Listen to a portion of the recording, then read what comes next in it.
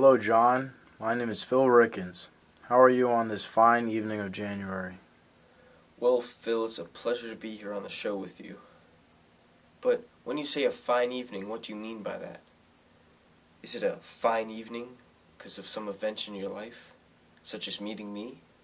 Or is it just because you love the joyous cold weather out there, which brings you happiness? Well, that was really off topic, and I didn't expect that answer. Now back to the questions. What was your growing up life like? Well, I was born in Dublin, Ireland, in a small town outside of there. And let's just say I didn't come from the wealthiest family. I spent a lot of times alone just playing games with my mind, debating over subjects for hours on end. Let's just say it was a delicate matter. Once I grew old enough, I had on and off jobs, but nothing really fulfilled the raw capability of my mind. I went to Trinity College in Ireland and then graduated and got my master's at the Dublin University. I mastered in journalism and I began writing for the Dublin Times. I still write there, for there occasionally. Well, aside from that, how was your personal life? Did you face any problems while living there? Well, the town I grew up in was very dangerous with all the drugs that went in and out there. The junkies were awful, and at my bus stop they would stand around there just waiting up for their dealer.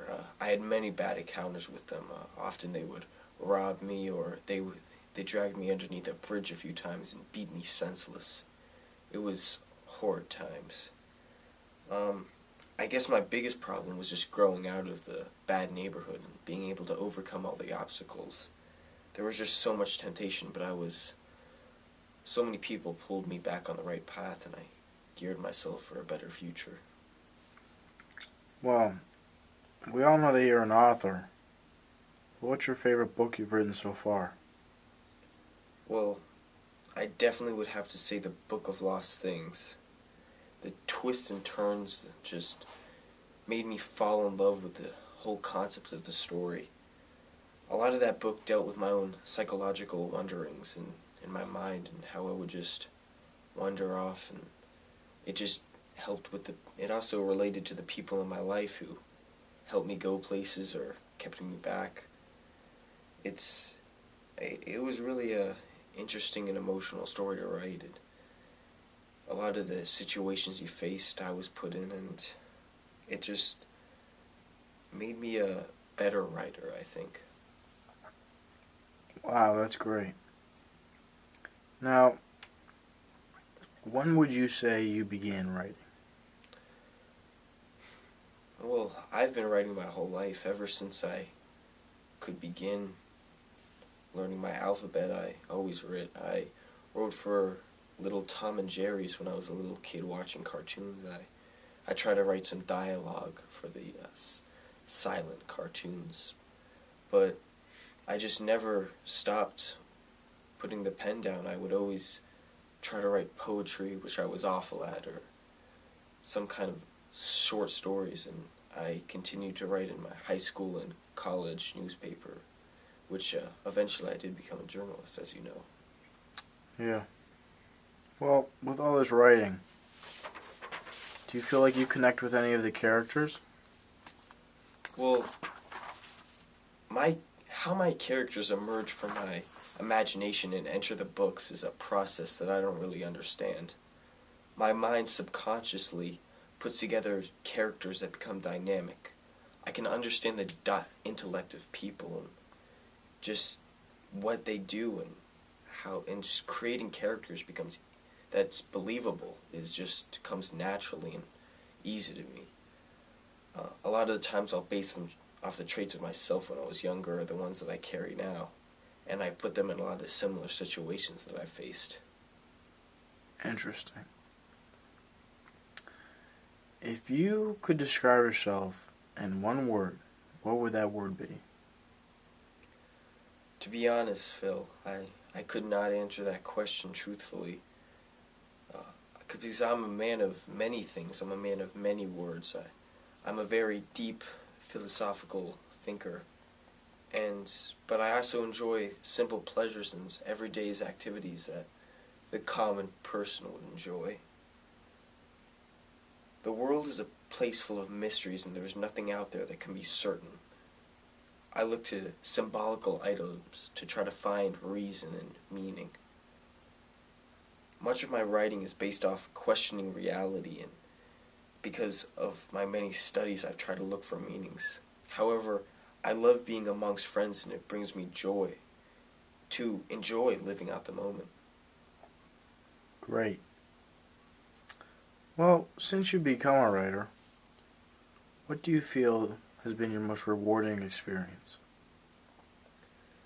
Well, that would definitely have to be discussing my novels with other writers or other just people who are interested in my writing.